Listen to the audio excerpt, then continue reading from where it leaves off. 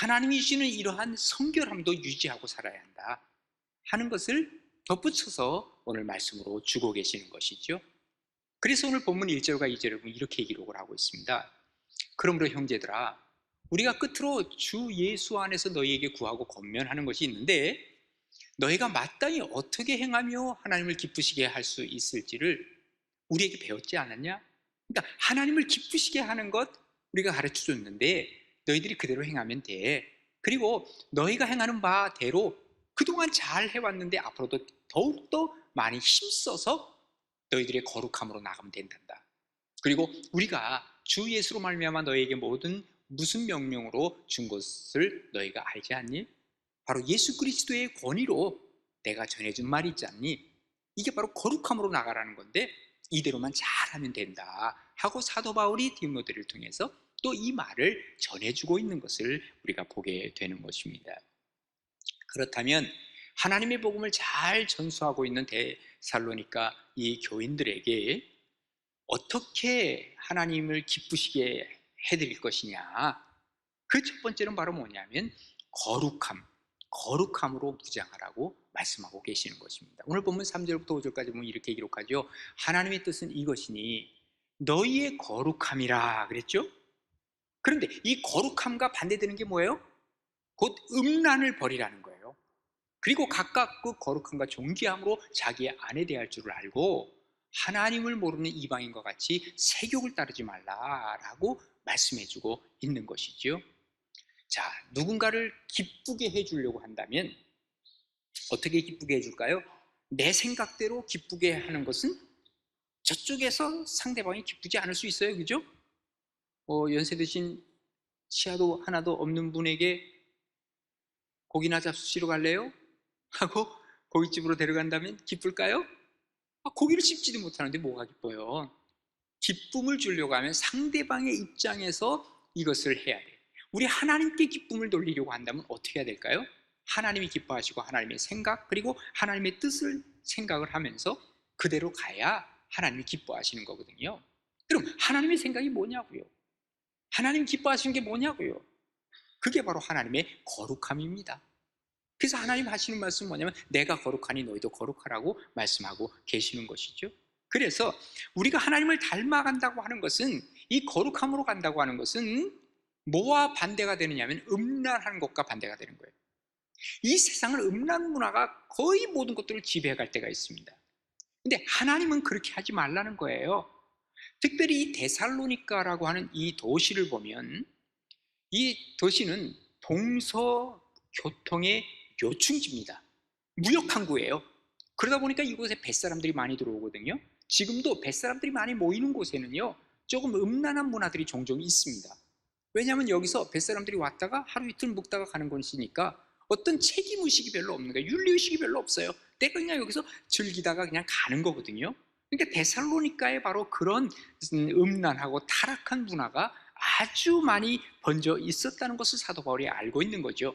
그러니까 사도 바울의 염려는 뭐냐면 너희가 아직 하나님의 문화, 그리스도의 문화가 형성되지 않고 있는 차제에 지금 이 세상적인 문화가 교회 속으로 들어와서 너희들에게 들어와서 너희들도 그들에게 동화될까 봐 걱정이 된다라는 얘기를 하고 있는 거예요.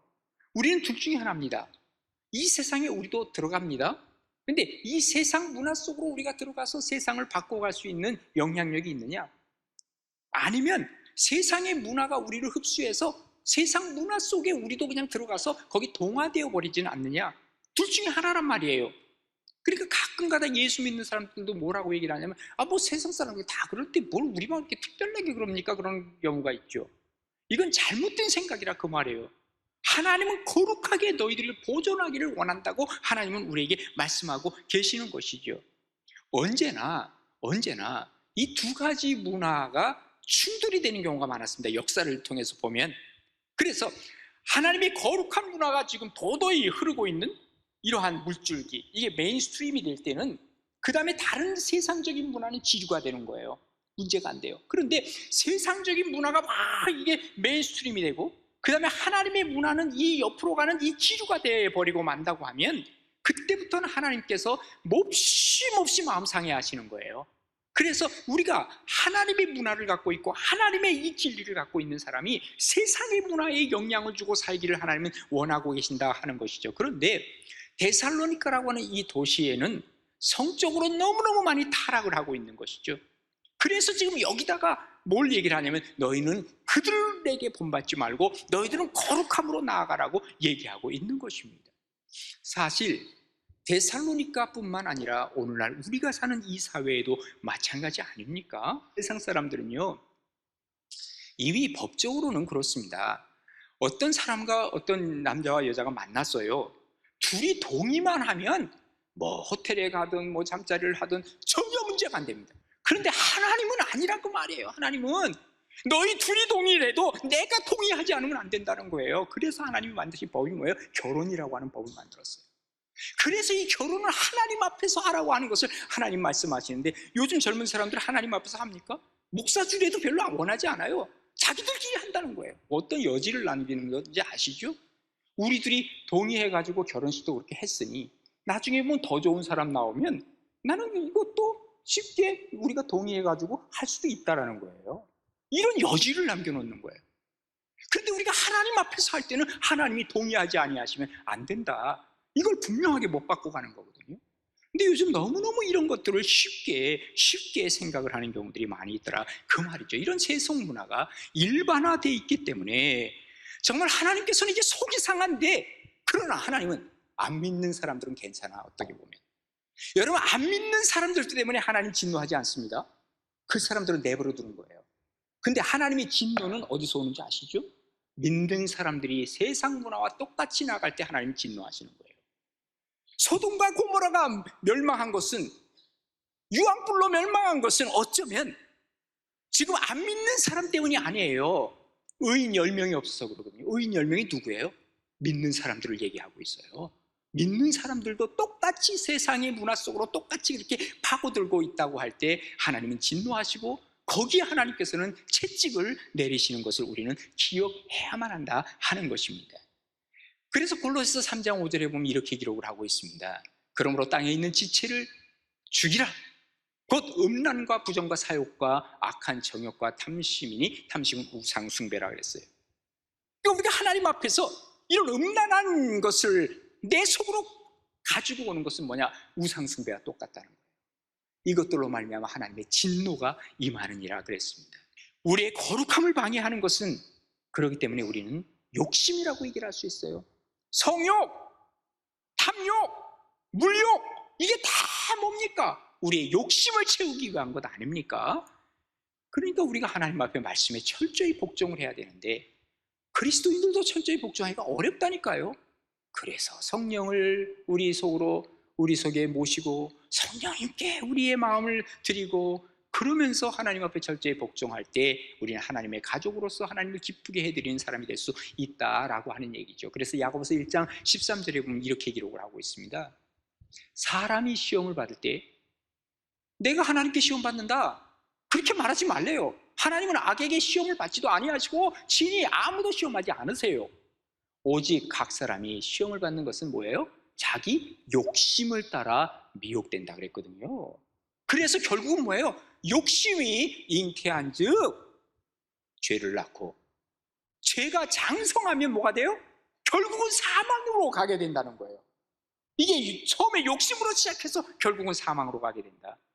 이게 무서운 것을 우리에게 경고하고 있는 것이죠. 그래서 우리 그리스도인들은 어릴 때부터, 아니 어른들도 이 거룩함으로 무장하지 아니하면 언제 어떤 모습으로 우리가 설 줄 모른다 하는 얘기입니다. 그래서 데살로니가전서 5장 23절인데요. 평강의 하나님이 친히 너희를 온전히 거룩하게 하시고 또 너희의 온 영과 혼과 몸이 우리 주 예수 그리스도께서 강림하실 때에 흠없게 보존되기를 원하노라, 이렇게 기록합니다. 끝까지 너희들의 그 예수님이 오실 때까지 영과 혼과 몸이 보존되기를 원한다. 또 로마서 12장 2절에 뭐라 그럽니까? 너희는 이 세대를 본받지 말고 오직 마음을 새롭게 함으로 변화를 받아서 하나님의 선하시고 기뻐하시고 온전한 뜻이 무엇인지 분별하도록 하라, 이렇게 말씀하고 계세요. 그러니까 이 세대를 본받지 말라는 거예요. 이게 바로 하나님이 기뻐하실 일이에요. 그러면서 하나님의 선하시고 기뻐하시고 온전한 뜻, 이것을 따라가라고 다시 한번 강조해서 말씀하고 있는 것이죠. 정말 하나님이 기뻐하시는 일, 거룩함으로 무장하는 복된 우리 가나안의 모든 식구들 되시기를 간절히 바랍니다. 두 번째로는 이웃에게 도움을 주는 것이 바로 그리스도인의 모습입니다. 오늘 6절에 보세요. 일 후에 이 일에 분수를 넘어서 형제를 해하지 말라 그랬어요. 예? 그러니까 사실은 이 일은 뭐와 연결되냐면 이 음란한 것과 연결이 돼 있어요, 사실은. 그러나 어쨌든 이것이 분수를 넘는 거예요. 그래서 형제를 해하게 된다는 거예요. 형제 해하지 말라. 또 이것은 우리가 너희에게 미리 말하고 증언한 것과 같이 이 모든 일에 주께서 신원하여 주심이라. 이렇게 너희들이 남을 힘들게 하고 해하면 결국은 어떻게 되느냐? 하나님께서 진노하신다는 것을 얘기해주고 있는 것입니다. 형제를 해하면 하나님이 징벌하신다. 그런데 왜 형제들을 그러면 징벌하느냐? 이유가 뭘까요? 이유가 뭐예요? 내게 이익이 되기 때문에 그렇죠. 그죠? 내 욕심이 채워지고 이건 이기적인 마음이죠. 그래서 형제를 어떻게 해요? 해하는 거예요. 이게 분수에 넘는 행동이라 그 말이에요. 그리스도인들은 어떤 사람들이냐? 약자, 힘없는 사람을 도와주는 사람들이 그리스도인입니다. 그래서 성경에 뭐라고 적시하냐면 제일 약한 사람을 얘기를 해요. 고아나 과부나 그리고 나그네들을 영접하라고 그랬어요. 근데 우리 사회에도 나그네들이 굉장히 많거든요. 여러분, 외국인 노동자들 정말 그들을 도우려고 하십니까? 우리 그리스도인들도요, 그런 사람들 쉽게 그냥 뭐라 그러면 대답도 안 하려고 그래요. 도우려고 하는 마음이 전혀 없어. 약자를 도우라는 거예요. 그래서 로마서 15장 2절에 보면 이렇게 기록하고 있습니다. 믿음이 강한 우리는, 정말 우리가 믿음이 강해요? 믿음이 좋아요? 그럼 마땅히 믿음이 약한 자의 약점을 담당하라 그랬어요.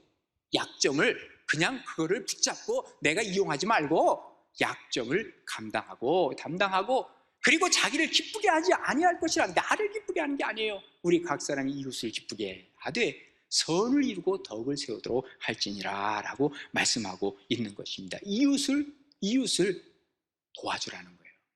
도움 주는 사람은 굉장히 건강한 사람 아닙니까? 그죠? 그래서 도움 주는 사람은 어떻게 해서라도 도움 주는 그 마음을 갖는데 도움을 자꾸 받으려는 사람 있죠? 이런 사람은 건강하지 못한 사람이에요. 그러면 왜 건강하지 못하라는 표현을 하고 있냐면 좀 안 도와주면 섭섭해하거든. 그게 바로 건강하지 못하는 거거든요. 그런데 사실 도움도요, 내가 줄 때 줄 수 있고 받을 때 받을 수 있어야 돼. 어떤 사람도 거꾸로 계속 자기는 도와만 줘야 돼. 절대로 남의 도움 안 받아. 이것도 건강하지 못한 거예요. 예, 도움 받을 때는 받고 또 줄 때는 주고 이거죠. 우리 예수님 그러셨어요. 얼마나 많이 도우셨어요, 예수님이.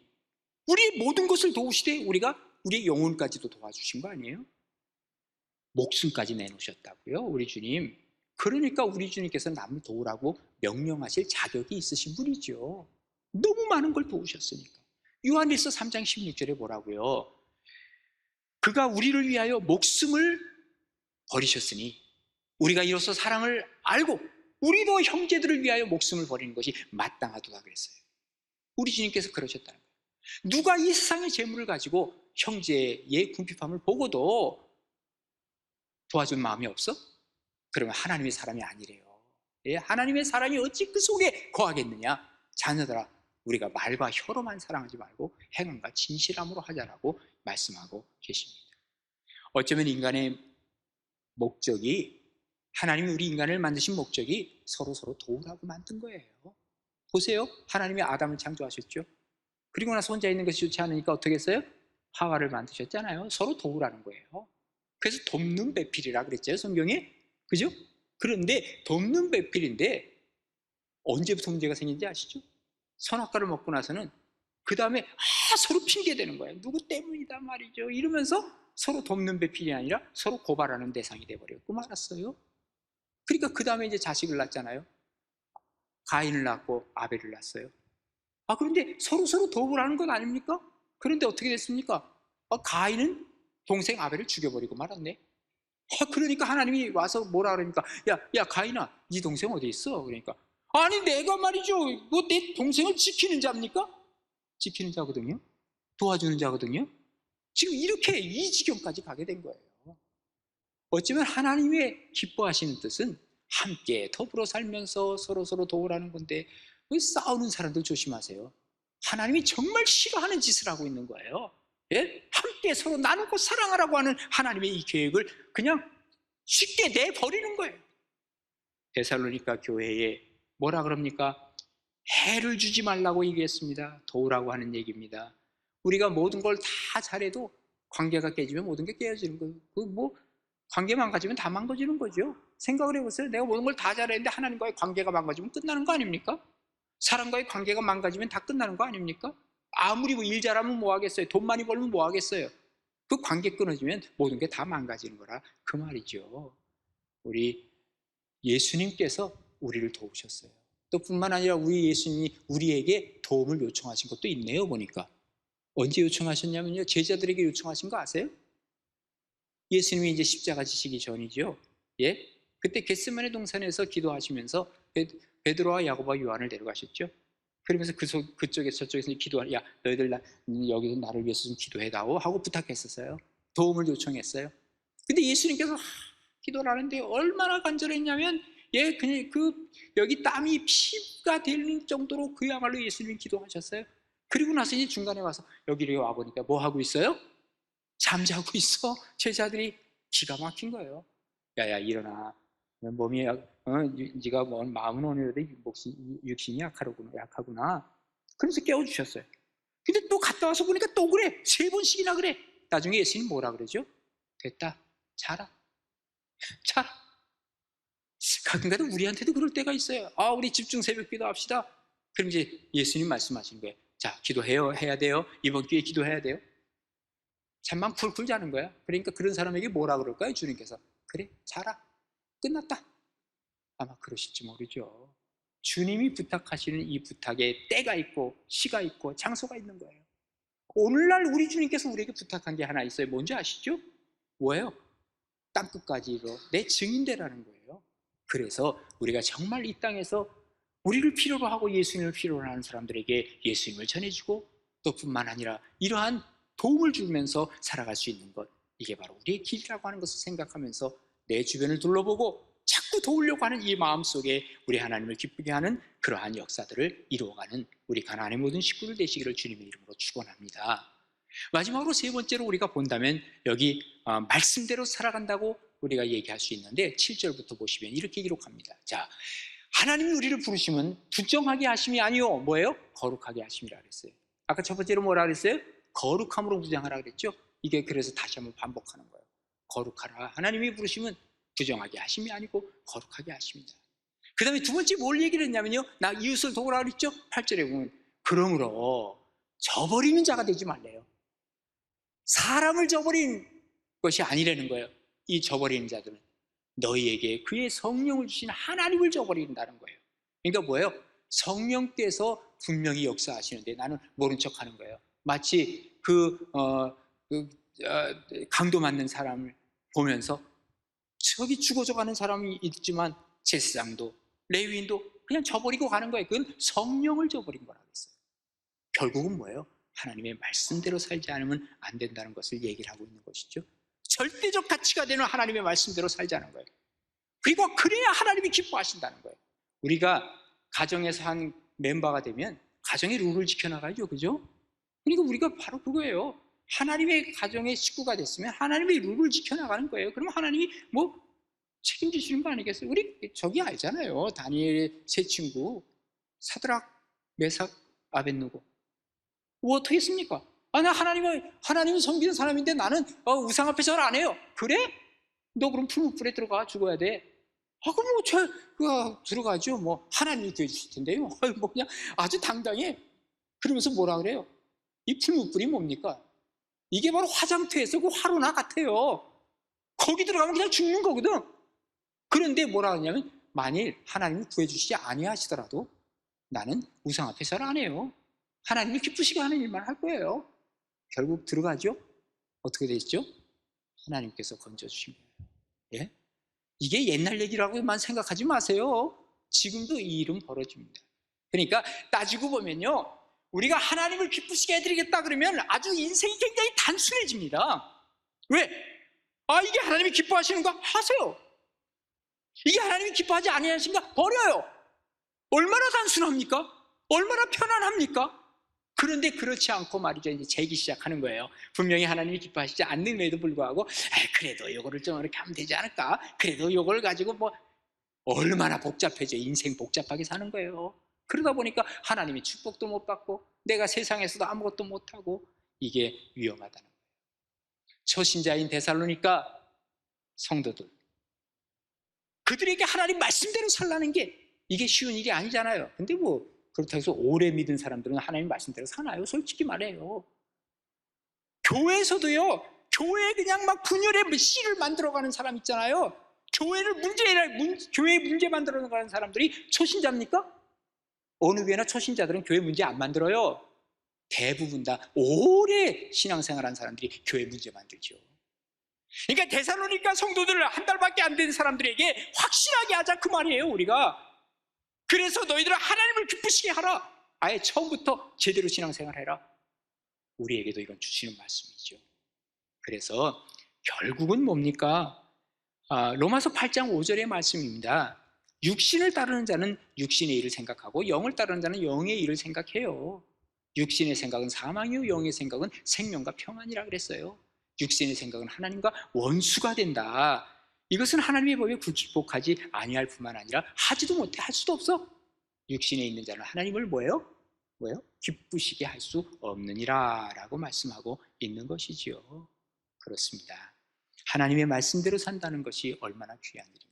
제가 마지막 한 말씀 드리고 말씀 마치려고 하는데요, A.J. 제이콥스라고 하는 사람이 쓴 책이 하나 있는데요, 미친 척하고 성경 말씀대로 살아본 1년입니다. 이 제이콥스라고 하는 사람이 원래 신앙인이 아닙니다. 긴 스타일이에요. 근데 이 사람이 굉장히 머리가 좋은 사람인 것 같아. 어느 정도냐면 브리테니카 사전 있잖아요. 그 큰 사전을 한 권의 책으로 축약해서 써놓은 사람이 바로 이 A.J. 제이콥스라는 사람이에요. 대단한 사람이죠. 그런데 이 사람이 이런저런 일을 하면서 책들을 많이 보면서 어떤 생각이 들었냐면, 인류 최고로 영향을 준 책이 뭐예요? 자기도 알고 우리도 알고 다 알아요. 성경이죠. 그래, 그렇다면 이 호기심이 발동이 된 거예요. 이 사람은 원래 무신론자이고, 그리고 전형적으로 아주 교회에 대해서도 세상에 대해서 냉소적인 사람이거든요. 그런데 그러면 이 말씀이 그렇게 영향력이 있다 그러면 이 말씀대로 한번 살아보면 어떨까? 내가 한번 1년을 시간 내보겠다. 1년 동안 내가 이 말씀대로 한번 살아보겠다 하는 생각을 갖고, 그때부터 어떤 생각을 했냐면요, 이 성경책의 그 번역본들을 모은 거예요. 독일어 성경, 영어 성경, 히브리 성경 다 모아가지고, 얼마나 이 사람이 이걸 가지고 연구를 하는지 몰라요. 그러면서 성경 주해석까지 사놓고, 그리고 연구를 하는. 더 중요한 게 뭐냐면, 이 사람은 목사, 신부, 그 다음에 랍비, 이 사람들을 모아가지고 영적 자문위원단을 만들었어요. 그래서 자기가 이제 모르는 거 있으면 물어보고 이제 이렇게 하는 거예요. 그러면서 이제 시작이 되었는데, 예를 들면 그거예요. 성경에 오래 참으라고 그랬는데 막 화가 날 때가 있어. 오래 참으라고 그랬지, 오늘 이 말씀 속에. 오래 참는 거예요. 남을 험담하고 싶은데 이거 험담하지 말라 그랬지, 안 하는 거예요. 그리고 감사하라고 그랬지, 오늘 감사하고 사는 거예요. 무교병을 먹어요. 그리고 정결의식을 하고. 그래서 어쨌든 간에 성경 말씀대로 미친 척하고 성경 말씀대로 1년을 살고 나서 그가 하는 말이 뭔지 아세요? 놀랍게도 삶이 이렇게 신성한 줄 몰랐다. 인생이 이렇게까지 귀한 인생인지 몰랐다. 상식을 초월하는 뭔가가 있다. 바로 누군가가 있다. 하나님을 느끼기 시작한 거예요. 그러면서 그가 하는 말이, 앞으로 나는 늘 이렇게 감사하며 기도하며 살 것이다. 나는 이미 성경에 중독이 되어 있다라는 표현을 하고 있는 겁니다. 전혀 무신론자가, 예수도 모르는 사람이 미친 척하고 성경 말씀대로 살고 나니까 결론이 뭐냐? 바로 누군가가 있다. 이 삶이 참으로 신성하다. 앞으로 나는 이렇게 살 것이다 하고 고백을 했다고 한다면, 우리 그리스도인들, 예수 안 믿는 사람들이라고 한다면 우리가 말씀대로 한번 살아봐야 될 건 아닙니까? 한번 여러분 미친 척하고 한 1년만 살아보세요. 어떤 일이 벌어지는가? 아마도 한마디로 얘기하면 파워가 생길 겁니다. 권능, 능력이 생길 것입니다. 하나님 앞에서 하나님을 기쁘시게 해드리는 것이 바로 뭘까? 거룩하게 무장하자는 거예요. 또 뿐만 아니라 이웃에게 도움을 주자는 거예요. 그리고 말씀대로 살자는 거예요. 이런 축복과 은혜가 여러분에게 임해 있어서 진정한 그리스도인의 모습이 여러분의 모습 되기를 주님의 이름으로 축복합니다.